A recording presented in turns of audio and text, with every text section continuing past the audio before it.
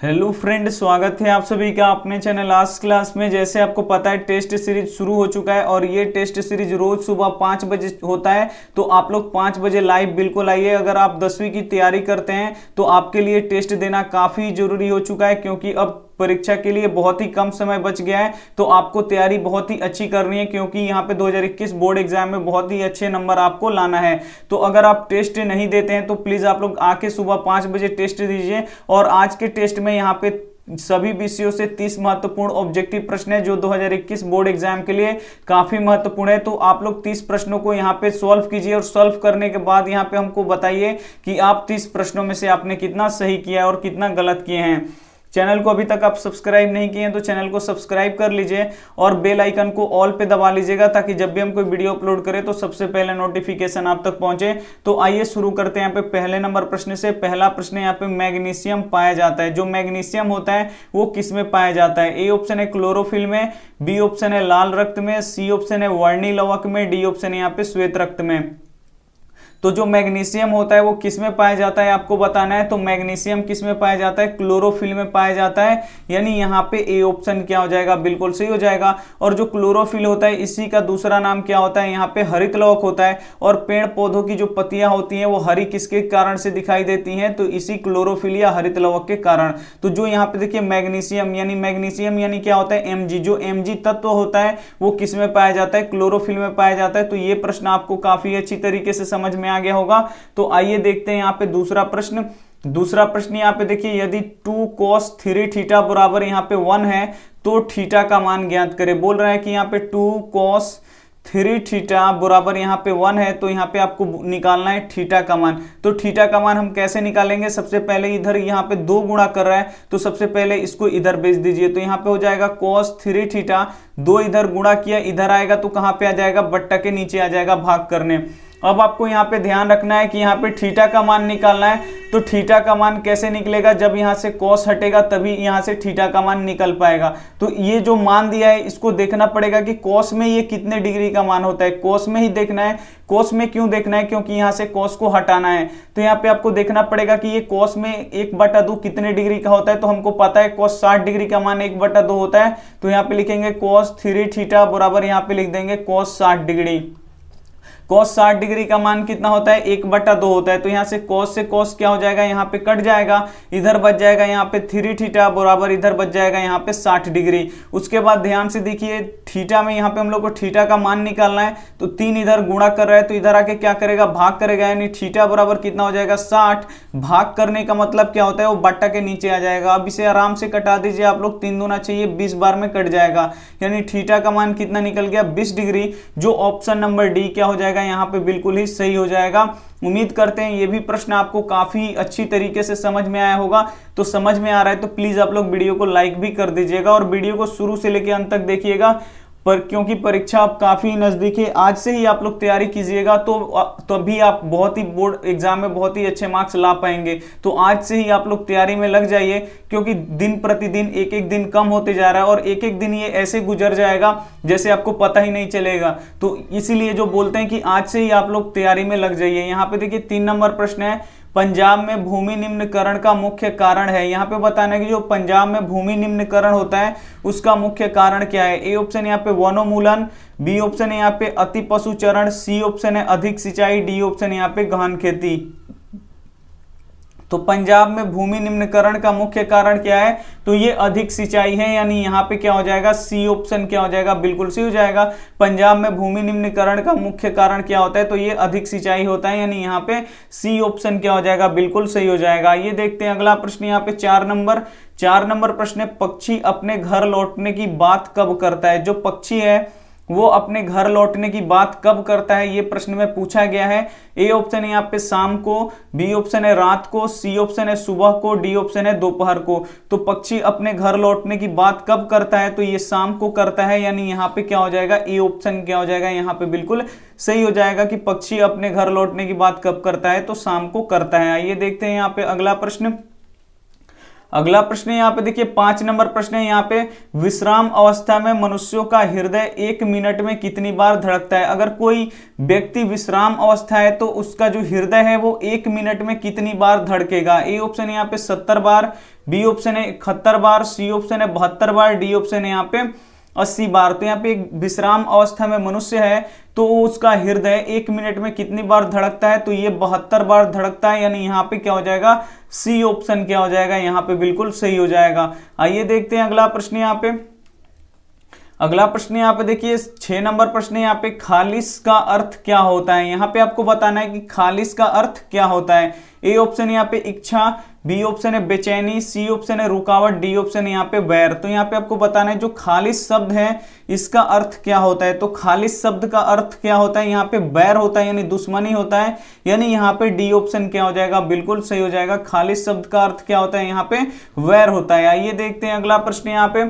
अगला प्रश्न यहाँ पे देखिए 7 नंबर प्रश्न है, मार्टिन लूथर किंग कौन थे। जो मार्टिन लूथर किंग थे वो कौन थे आपको बताना है। ए ऑप्शन है दार्शनिक, बी ऑप्शन है राजनीतिज्ञ, सी ऑप्शन है धर्म सुधारक, डी ऑप्शन यहाँ पे समाज सुधारक। तो मार्टिन लूथर किंग कौन थे आपको बताना है कि यहाँ पे कि मार्टिन लूथर किंग कौन थे। तो मार्टिन लूथर किंग कौन थे, एक धर्म सुधारक थे, यानी यहाँ पे क्या हो जाएगा, सी ऑप्शन क्या हो जाएगा, बिल्कुल सी हो जाएगा। और धर्म सुधारक किसे बोला जाता है, जो धर्मों में यहाँ पे जो गलत गलत बातें होती हैं उसी को यहाँ पे सुधारा जाता है, यानी यहाँ पे उसी को ही क्या बोला जाता है, धर्म सुधारक बोला जाता है। तो मार्टिन लूथर किंग कौन थे, तो ये धर्म सुधारक थे, यानी यहाँ पे सी ऑप्शन क्या हो जाएगा, यहाँ पे बिल्कुल सही हो जाएगा। ये देखते हैं अगला प्रश्न यहाँ पे 8 नंबर प्रश्न है यहाँ पे, दांतों को साफ करने के लिए किस दंत मंजन का प्रयोग किया जाता है। जो दांतों को हम लोग साफ करते हैं उसमें किस प्रकार के यहाँ पे दंत मंजन का यहाँ पे हम लोग प्रयोग करते हैं। ए ऑप्शन है अम्लीय, बी ऑप्शन है क्षारीय, सी ऑप्शन है यहाँ पे लवण युक्त। तो यहाँ पे आपको बताना है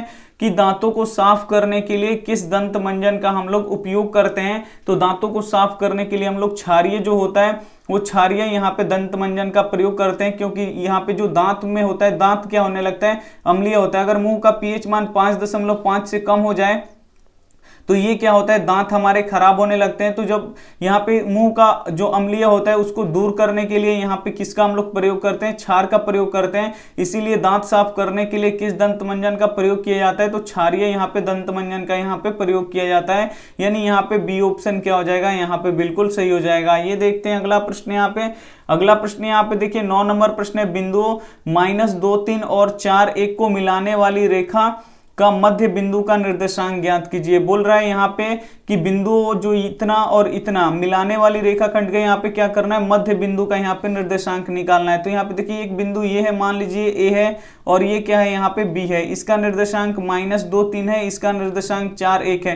तो इसको मिलाने वाली रेखा खंड का जो ये मध्य बिंदु का निर्देशांक है, मान लीजिए ये पी है, तो इसी पी बिंदु को आपको क्या करना है, निकाल देना है निर्देशांक जो मध्य बिंदु का है। तो मध्य बिंदु के निर्देशांक का आपको फॉर्मूला पता होना चाहिए। मध्य बिंदु के निर्देशांक का फॉर्मूला क्या होता है, तो x1 + x2 और बट्टा क्या होता है, 2 होता है, और कोमा यहाँ पे क्या होता है, y1 + y2 और बट्टा क्या होता है, यहाँ पे 2 होता है। तो ये फॉर्मूला आपको पता होना चाहिए। तो x1 कौन हो जाएगा, ये हो जाएगा x1 और ये हो जाएगा y1। दूसरे बिंदु का ये हो जाएगा x2 और दूसरा वाला कितना हो जाएगा यहाँ पे y2। अब बस आपको इस फॉर्मूले में x1 + x2 का मान रख दीजिए, y1 + y2 का मान रख दीजिए। x1 का मान कितना है, -2 है, प्लस यहाँ पे x2 का मान कितना है, 4 है, तो यहाँ पे रख देंगे 4 और बट्टा के नीचे 2, कोमा यहाँ पे देखिए y1 कितना है, तो y1 यहाँ पे 3 है, और y2 कितना है यहाँ पे, तो y2 यहाँ पे 1 है। आप लोग देख सकते हैं y2 कितना है यहाँ पे 1 है, तो हम रख सकते हैं यहाँ पे 1 और बट्टा यहाँ पे क्या लिख देंगे 2।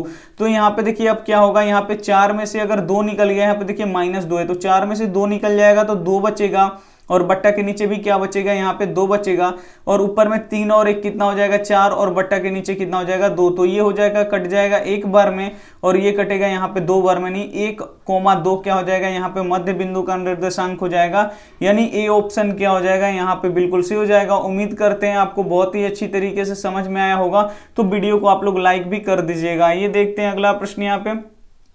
अगला प्रश्न यहाँ पे देखिए 10 नंबर प्रश्न है, ब्राह्मण के भेष में कर्ण के पास कौन जाता है। यहाँ पे आपको बताना है कि ब्राह्मण के भेष में कर्ण के पास कौन जाता है। ए ऑप्शन है अर्जुन, बी ऑप्शन है कृष्ण, सी ऑप्शन है इंद्र, डी ऑप्शन है कुबेर। तो यहाँ पे ब्राह्मण के भेष में कर्ण के पास कौन जाता है, तो इंद्र, भगवान इंद्र जाते हैं, यानी यहाँ पे सी ऑप्शन क्या हो जाएगा, यहाँ पे बिल्कुल सही हो जाएगा। किस लिए जाते हैं, तो जो कवच कुंडल है कर्ण के पास उसे यहाँ पे भिक्षा में मांगने के लिए। तो यहाँ पे क्या हो जाएगा, सी ऑप्शन क्या हो जाएगा, बिल्कुल सही हो जाएगा। ब्राह्मण के भेष में कर्ण के पास कौन जाते हैं, तो भगवान इंद्र जाते हैं, यानी यहाँ पे सी ऑप्शन क्या हो जाएगा, बिल्कुल सही हो जाएगा। ये देखते हैं अगला प्रश्न यहाँ पे 11 नंबर प्रश्न है यहाँ पे, प्रकाश संश्लेषण की क्रिया में कौन सा गैस बाहर निकलता है। जब पेड़ पौधे प्रकाश संश्लेषण की क्रिया करते हैं तो उस समय कौन सा गैस बाहर निकलता है। ए ऑप्शन यहाँ पे कार्बन डाइऑक्साइड, बी ऑप्शन है ऑक्सीजन, सी ऑप्शन है क्लोरीन, डी ऑप्शन है यहाँ पे हाइड्रोजन। तो प्रकाश संश्लेषण की क्रिया में, यहाँ पे प्रकाश संश्लेषण की क्रिया में कौन सा गैस बाहर निकलता है, तो प्रकाश संश्लेषण की क्रिया में जो ऑक्सीजन गैस होता है ये क्या होता है, बाहर निकलता है, यानी यहाँ पे बी ऑप्शन क्या हो जाएगा, बिल्कुल सही हो जाएगा। और प्रकाश संश्लेषण की क्रिया में कौन सा गैस का उपयोग होता है, तो जो कार्बन डाइऑक्साइड गैस है इसका उपयोग होता है। और यहाँ पे कौन सा गैस बाहर निकलता है, तो जो ऑक्सीजन गैस है O2 गैस, ये क्या होता है, यहाँ पे बाहर निकलता है। ये देखते हैं अगला प्रश्न यहाँ पे। अगला प्रश्न यहाँ पे देखिए 12 नंबर प्रश्न है, निम्न में से कौन सी मिट्टी सर्वाधिक उपजाऊ है। इसमें से आपको पहचानना है कि वो कौन सा मिट्टी है जो सर्वाधिक उपजाऊ है। ए ऑप्शन है मरुस्थलीय मिट्टी, बी ऑप्शन है पीली मिट्टी, सी ऑप्शन है काली मिट्टी, डी ऑप्शन है यहाँ पे जलोढ़ मिट्टी। तो निम्न में से कौन सी मिट्टी है जो सर्वाधिक उपजाऊ है, तो जो जलोढ़ मिट्टी होती है वो सर्वाधिक उपजाऊ होती है, यानी यहाँ पे डी ऑप्शन क्या हो जाएगा, बिल्कुल सही हो जाएगा। और भारत में सबसे अधिक मिट्टी कौन सी पाई जाती है, तो वो जलोढ़ ही मिट्टी पाई जाती है। आइए देखते हैं अगला प्रश्न यहाँ पे। अगला प्रश्न यहाँ पे देखिए 13 नंबर प्रश्न है, सभी अम्लों में पाया जाता है। यहाँ पे आपको बताना है कि सभी अम्लों में क्या पाया जाता है। ए ऑप्शन है ऑक्सीजन, बी ऑप्शन है हाइड्रोजन, सी ऑप्शन है कैल्शियम, डी ऑप्शन है यहाँ पे नाइट्रोजन। तो यहाँ पे बताना है आपको कि सभी अम्लों में वो कौन सा तत्व है जो सभी अम्लों में पाया जाता है। तो यहाँ पे देखिए जो हाइड्रोजन होता है, जो H होता है, ये सभी अम्लों में ही पाया जाता है, यानी यहाँ पे बी ऑप्शन क्या हो जाएगा, बिल्कुल सही हो जाएगा। और ये काफी महत्वपूर्ण प्रश्न है आपके बोर्ड एग्जाम के लिए कि सभी अम्लों में क्या पाया जाता है। तो सभी अम्लों में यहाँ पे हाइड्रोजन पाया जाता है, यानी H पाया जाता है, यानी यहाँ पे बी ऑप्शन क्या हो जाएगा, यहाँ पे बिल्कुल सही हो जाएगा। एक भी प्रश्न आप स्किप मत कीजिएगा, शुरू से लेकर अंत तक आप लोग देखते रहिएगा और सॉल्व करते रहिएगा, और लास्ट में और कमेंट करते रहिए, और लास्ट में हमको बताइएगा कि आप 30 प्रश्नों में से आपने कितना सही किए हैं। आइए देखते हैं अगला प्रश्न यहाँ पे। अगला प्रश्न यहाँ पे देखिए, बिंदु यहाँ पे है -3, 4 की दूरी मूल बिंदु से ज्ञात करें। यहाँ पे बोल रहा है कि एक बिंदु है, इसकी दूरी क्या करना है, मूल बिंदु से निकालना है। तो मूल बिंदु से दूरी का आपका फॉर्मूला पता होना चाहिए। तो यहाँ पे देखिए मूल बिंदु से दूरी का फॉर्मूला क्या होता है, √x² प्लस क्या होता है, यहाँ पे y² होता है।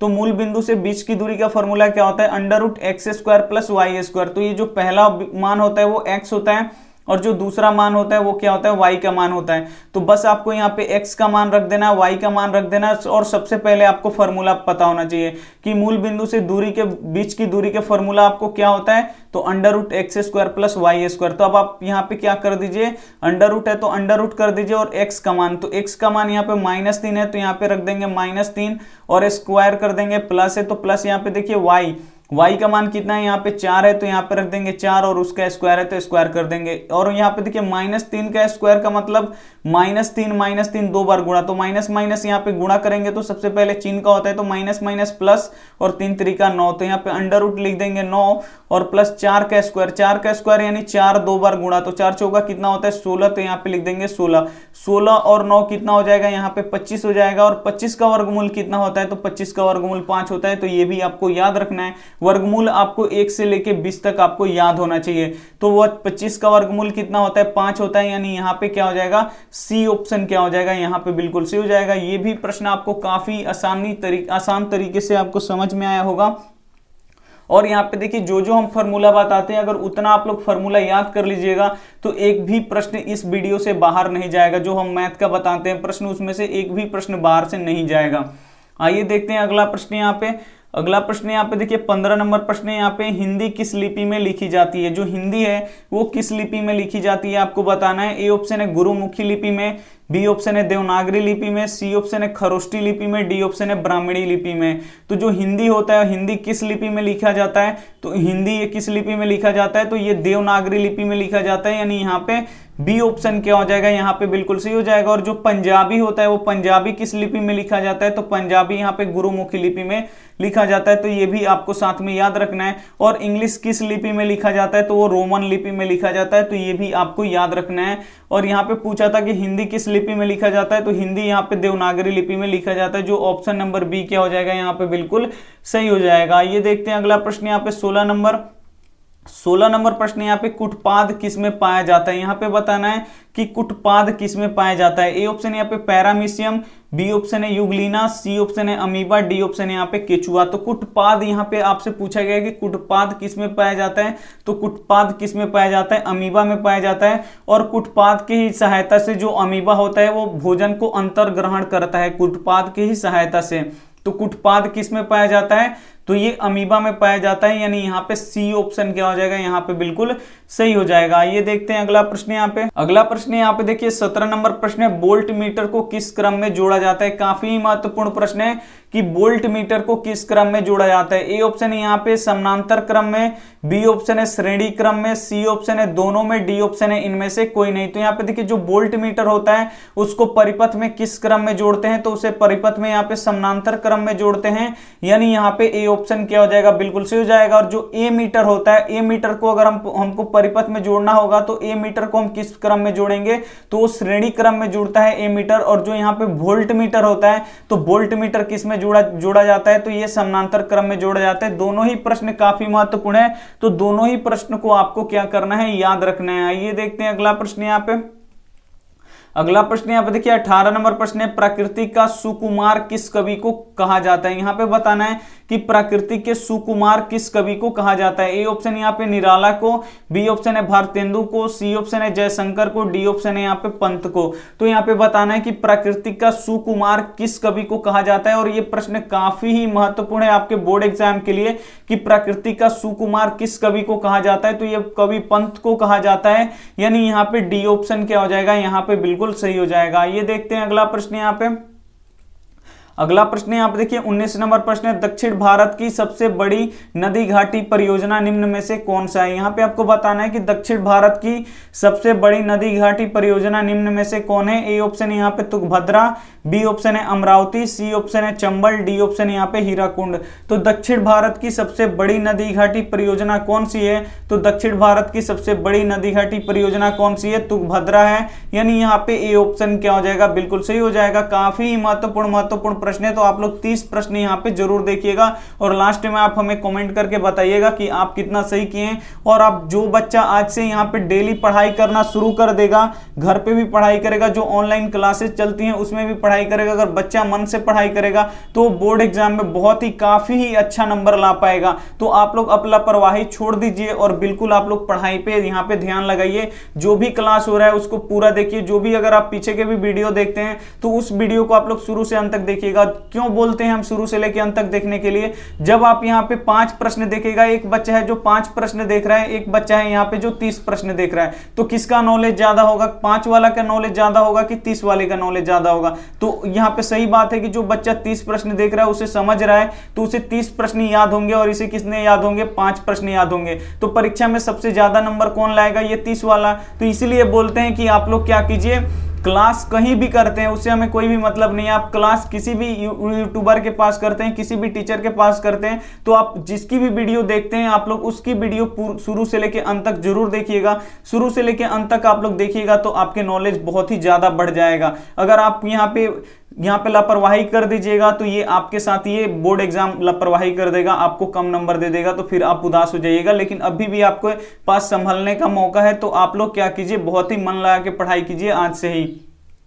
आइए देखते हैं अगला प्रश्न यहाँ पे 20 नंबर प्रश्न यहाँ पे रघुवंशम किनकी कृत है। यहाँ पे आपको बताना है कि रघुवंशम किनकी कृत है। ए ऑप्शन है वाल्मीकि की, बी ऑप्शन है तुलसीदास की, सी ऑप्शन है कालिदास की, डी ऑप्शन यहाँ पे माघ की। तो यहाँ पे आपको बताना है कि जो रघुवंशम है वो किनकी कृत है, तो रघुवंशम ये किनकी कृत है, कालिदास की है, यानी यहाँ पे क्या हो जाएगा, सी ऑप्शन क्या हो जाएगा, यहाँ पे बिल्कुल सही हो जाएगा। ये देखते हैं अगला प्रश्न यहाँ पे।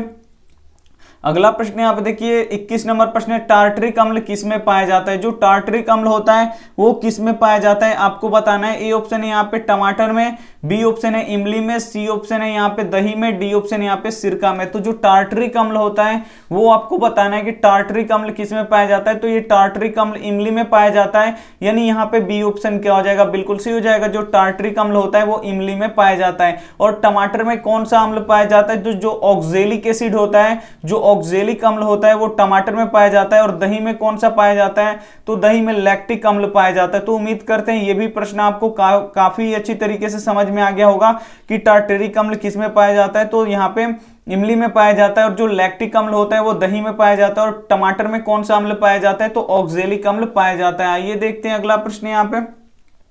अगला प्रश्न यहाँ पे देखिए 22 नंबर प्रश्न है, यज्ञवल्क्य की पत्नी का नाम क्या था। जो यज्ञवल्क्य थे उनकी पत्नी का नाम क्या था आपको बताना है। ए ऑप्शन है मैत्रेयी, बी ऑप्शन है सुलभा, सी ऑप्शन है यहाँ पे देव कुमारिका, डी ऑप्शन है यहाँ पे सुमन। तो यहाँ पे देखिए यज्ञवल्क्य की पत्नी का नाम क्या था, तो यज्ञवल्क्य की पत्नी का नाम क्या था, मैत्रेयी था, यानी यहाँ पे ए ऑप्शन क्या हो जाएगा, यहाँ पे बिल्कुल सही हो जाएगा। ये देखते हैं अगला प्रश्न यहाँ पे, ये रहा गणित का प्रश्न। ये है यहाँ पे देखिए 23 नंबर की 9, 10 फिर 11, 9, 10, 11, 11, 6, 7, 11 का बहुलक ज्ञात करें। जब भी आपको ये बहुलक दे तो ये 1 नंबर का ये बोनस सवाल होता है, ये सभी लोग बना लेते हैं। तो बहुलक पहचानने का अर्थ क्या होता है, जो सबसे ज्यादा बार आता है उसे ही हम लोग क्या बोलते हैं, बहुलक, यानी वो सबसे ज्यादा बार आया होता है वो संख्या। तो यहाँ पे देखिए 11 एक बार आया, 2 बार आया, 3 बार आया, 4 बार आया। जो 11 संख्या है वो यहाँ पे कितना बार आया है, 4 बार आया है। और यहाँ पे 9 कितना बार आया है, 2 बार आया है। और 10 भी कितना बार आया है, 2 बार आया है। और 6 एक बार आया है, और 7 एक बार। यानी सबसे ज्यादा कौन सा संख्या है, 11 वो संख्या है जो सबसे ज्यादा बार आया है, 4 बार आया है। तो यही इसका क्या होता है, यहाँ पे बहुलक हो जाता है, यानी यहाँ पे सी ऑप्शन क्या हो जाएगा, यहाँ पे बिल्कुल सही हो जाएगा। उम्मीद करते हैं ये भी आपको काफी अच्छी तरीके से समझ में आया होगा। ये देखते हैं अगला प्रश्न यहाँ पे। अगला प्रश्न यहाँ पे 24 नंबर प्रश्न है, वृक्क के रचनात्मक एवं क्रियात्मक इकाई को क्या कहते हैं। यहाँ पे आपको बताना है कि वृक्क के जो वृक्क होता है उस वृक्क के क्रियात्मक एवं रचनात्मक इकाई को क्या बोलते हैं। ए ऑप्शन यहाँ पे कोशिका को, बी ऑप्शन यहाँ पे श्वसन को, सी ऑप्शन यहाँ पे नेफ्रॉन को, डी ऑप्शन यहाँ पे रक्तचाप को। यहाँ पे देखिए वृक्क के रचनात्मक एवं क्रियात्मक इकाई को क्या बोलते हैं, तो ये नेफ्रॉन को ही बोला जाता है, यानी यहाँ पे क्या हो जाएगा, सी ऑप्शन क्या हो जाएगा, बिल्कुल सही हो जाएगा। वृक्क के रचनात्मक एवं क्रियात्मक इकाई को क्या कहते हैं, तो नेफ्रॉन कहते हैं, यानी यहाँ पे सी ऑप्शन क्या हो जाएगा, यहाँ पे बिल्कुल सही हो जाएगा। ये देखते हैं अगला प्रश्न यहाँ पे। अगला प्रश्न यहाँ पे देखिए 25 नंबर प्रश्न है, स्वामी दयानंद का जन्म कहाँ हुआ था। जो स्वामी दयानंद हैं उनका जन्म कहाँ पे हुआ था आपको बताना है। ए ऑप्शन है गुजरात में, बी ऑप्शन है मध्य प्रदेश में, सी ऑप्शन है बंगाल में, डी ऑप्शन यहाँ पे उत्तर प्रदेश में। तो स्वामी दयानंद का जन्म कहाँ पे हुआ था, तो स्वामी दयानंद का जन्म कहाँ पे हुआ था, ये गुजरात में हुआ था, यानी यहाँ पे ए ऑप्शन क्या हो जाएगा, यहाँ पे बिल्कुल सही हो जाएगा। और मध्य प्रदेश में किनका जन्म हुआ था, तो जो डॉक्टर भीमराव अंबेडकर हैं उनका जन्म कहाँ पे हुआ था, मध्य प्रदेश में हुआ था। और स्वामी दयानंद का जन्म कहाँ पे हुआ था, तो गुजरात में। और गुजरात में गांधी जी का भी जन्म कहाँ पे हुआ था, गुजरात में हुआ था। ये देखते हैं अगला प्रश्न यहाँ पे। अगला प्रश्न यहाँ पे देखिए 26 नंबर प्रश्न है, और ये काफी महत्वपूर्ण है। संसार में चावल उत्पादन में भारत का कौन सा स्थान है, यानी बताना है कि विश्व में चावल उत्पादन में भारत का कौन सा स्थान है। ए ऑप्शन है पहला, बी ऑप्शन है दूसरा, सी ऑप्शन है तीसरा, डी ऑप्शन यहाँ पे चौथा। तो संसार में चावल उत्पादन में भारत का कौन सा स्थान है, तो भारत का यहाँ पे दूसरा स्थान है। तो पहला किसका स्थान है, तो पहला जो स्थान है वो चीन का यहाँ पे स्थान है। चीन में सबसे अधिक चावल होता है, और उसके बाद किस देश में चावल होता है, तो भारत में होता है। इसीलिए जो भारत का स्थान है विश्व में चावल उत्पादन करने में, तो ये दूसरा है। तो यहाँ पे क्या हो जाएगा, बी ऑप्शन क्या हो जाएगा, यहाँ पे बिल्कुल सही हो जाएगा। ये देखते हैं अगला प्रश्न यहाँ पे। अगला प्रश्न यहाँ पे देखिए 27 नंबर प्रश्न है, विभवांतर का एसआई मात्रक क्या होता है। यहाँ पे आपको बताना है कि जो विभवांतर होता है उसका एसआई मात्रक क्या होता है। ए ऑप्शन है यहाँ पे ओम, बी ऑप्शन है कुलॉम्ब, सी ऑप्शन है यहाँ पे वोल्ट, डी ऑप्शन है यहाँ पे एम्पियर। तो विभवांतर का एसआई मात्रक क्या होता है आपको पता होना चाहिए। तो विभवांतर का एसआई मात्रक क्या होता है, यहाँ पे वोल्ट होता है, यानी यहाँ पे क्या हो जाएगा, सी ऑप्शन क्या हो जाएगा, बिल्कुल सही हो जाएगा। और जो वोल्ट होता है उसे भी से सूचित किया जाता है। ये देखते हैं अगला प्रश्न यहाँ पे। अगला प्रश्न यहाँ पे 28 नंबर, रसखान दिल्ली से कहां चले गए। जो रसखान है वो दिल्ली से कहां चले गए आपको बताना है। ए ऑप्शन है यहाँ पे बनारस, बी ऑप्शन है वज्रभूमि, सी ऑप्शन है यहाँ पे महरौली, सी ऑप्शन है यहाँ पे हस्तिनापुर। तो जो रसखान है वो दिल्ली से कहाँ चले गए, तो रसखान दिल्ली से ब्रजभूमि चले गए, यानी यहाँ पे बी ऑप्शन क्या हो जाएगा, यहाँ पे बिल्कुल सही हो जाएगा। काफी महत्वपूर्ण प्रश्न है ये। आइए देखते हैं अगला प्रश्न यहाँ पे।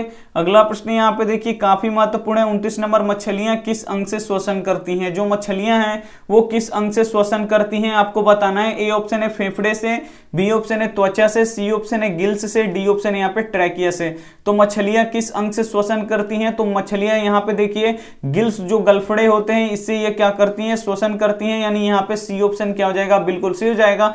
काफी ही महत्वपूर्ण प्रश्न है ये। आइए देखते हैं अगला प्रश्न और अंतिम प्रश्न। अंतिम प्रश्न है यहाँ पे देखिए 30 नंबर, ऑक्सीजन की परमाणु संख्या क्या होती है। जो ऑक्सीजन होता है उसका परमाणु संख्या कितना होता है। ए ऑप्शन यहाँ पे 7, बी ऑप्शन है 8, सी ऑप्शन है 9, डी ऑप्शन यहाँ पे 10। तो ऑक्सीजन का परमाणु संख्या कितना होता है, तो ऑक्सीजन का परमाणु संख्या कितना होता है, 8 होता है। तो ये आपको क्या करना है, हमेशा के लिए याद रखना है कि ऑक्सीजन का परमाणु संख्या कितना होता है, 8, यानी यहाँ पे बी ऑप्शन क्या हो जाएगा, यहाँ पे बिल्कुल सही हो जाएगा। और ये रहा आपका होमवर्क प्रश्न। होमवर्क प्रश्न यहाँ पे देख लीजिए, भारत की शोभा देखकर कौन प्रसन्न है। यहाँ पे आपको बताना है कि भारत की शोभा देखकर कौन प्रसन्न होते हैं। ए ऑप्शन यहाँ पे दानव, बी ऑप्शन है जंतु, सी ऑप्शन है ईश्वर, डी ऑप्शन है यहाँ पे भाई। तो जो भी आपको यहाँ पे कमेंट अच्छा लगे, यानी जो भी आपको कमेंट सही लगे, जो भी आपको ऑप्शन सही लगे, वो आप हमें कमेंट करके जरूर बताइएगा, हम उसको रिप्लाई जरूर करेंगे। और जिन बच्चों ने वीडियो को अभी तक लाइक नहीं किया है तो प्लीज आप लोग लाइक भी कर लीजिएगा। और ये सभी जो स्टूडेंट है जो हमें कमेंट करके बताते हैं कि सर हमारा इतना सही हुआ, इतना सही हुआ, तो उनका एक बार नाम लेना बहुत ही जरूरी होता है, क्योंकि ये सभी बच्चे शुरू से लेकर अंत तक वीडियो देखते हैं और हमें कमेंट करके बताते हैं कि सर मेरा नाम ये मतलब मेरा इतना सही हुआ। तो यहाँ पे मुन्ना कुमार, उज्जवल कुमार, सुजीत कुमार, चंदन कुमार, उमेश बिंद, अंकित, लक्ष्मी, चंदन, यहाँ पे मनीष, आदर्श, यहाँ पे अनिका, और यहाँ पे देख लीजिए अनिल शर्मा, यहाँ पे अनिल शर्मा, सुजीत, संजीव, विकास, गुड्डी, शिवानी, शमशेर आलम, यहाँ पे और विपिन, अनिल, अभी राजपूत, यहाँ पे फिजा, और यहाँ पे आनंद, यहाँ पे बीरू देवगन, यहाँ पे देखिए अंकित गुप्ता, यहाँ पे रवि, नीरज, रवि कुमार रॉय, यहाँ पे देखिए विजय प्रताप, और यहाँ पे आलोक हैं, और यहाँ पे पूजा कुमारी है, और यहाँ पे रवि। ये सभी वो बच्चे हैं जो हमें कमेंट करके बताते रहते हैं कि सर मेरा इतना सही हुआ, इतना गलत हुआ। तो आप भी क्या कर सकते हैं, कमेंट करके हमें बता सकते हैं। यहाँ पे बाबू, यहाँ पे धीरज, यहाँ पे विकास, अर्णव, यहाँ पे गोपाल, धीरज, यहाँ पे सुरेश, आर्मी HRS, यहाँ पे पवन कुमार, यहाँ पे शिशुपाल, सतीश। ये सभी बच्चे हैं जो वीडियो को शुरू से लेकर अंत तक देखते हैं और लास्ट में हमें कमेंट करके बताते हैं। यहाँ पे ओम नारायण, पिंकू, यहाँ पे श्री नैना, और यहाँ पे शिवानी, सिद्धि, और यहाँ पे देखिए स्मृति, नीरज, स्मृति, और यहाँ पे अपना। आइए देखते हैं अगला, और भी है कुछ नाम। ये कमेंट है यहाँ पे 8 बजे तक का, ये कमेंट है, ये जो सुबह का है, जो सुबह 8 बजे तक ये क्लास चलती है। 5 बजे से लेके 8 बजे के बीच में जितने बच्चे कमेंट किए हैं उन्हीं लोगों का है प्लीज। तो यहाँ पे देखिए प्रेमजीत, यहाँ पे सुमन, यहाँ पे कमर्शियल अनमोल, यहाँ पे अख्तर अली, यहाँ पे गुड न्यूज, अभय राज, नेहा सिंह, यहाँ पे दुष्यंत, यहाँ पे भारत, अशोक, नीतीश, गोलू।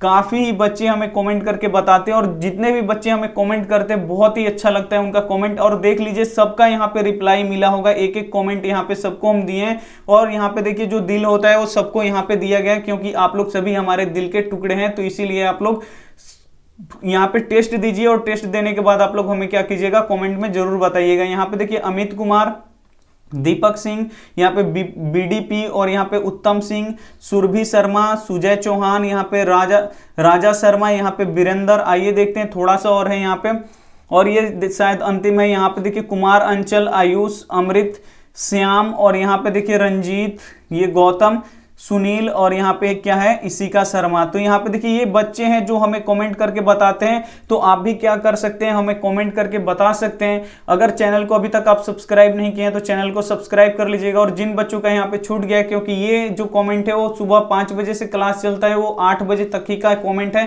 तो जिन बच्चों का छूट गया है तो उनके लिए दिल से सॉरी, लेकिन आप लोग भी ऐसे कमेंट हमें कर सकते हैं। आप कमेंट करते हैं तो बहुत ही अच्छा लगता है और सबको दिल दिया जाता है। जो ऐसी जो होता है आस क्लास वाला वाला दिल, क्योंकि आप लोग इस कोचिंग का दिल है, इसीलिए आप लोगों को दिल दिया जाता है। तो आप लोग प्लीज सुबह 5 बजे आइए और आप लोग यहाँ पे लाइव टेस्ट जरूर अटेंड कीजिए।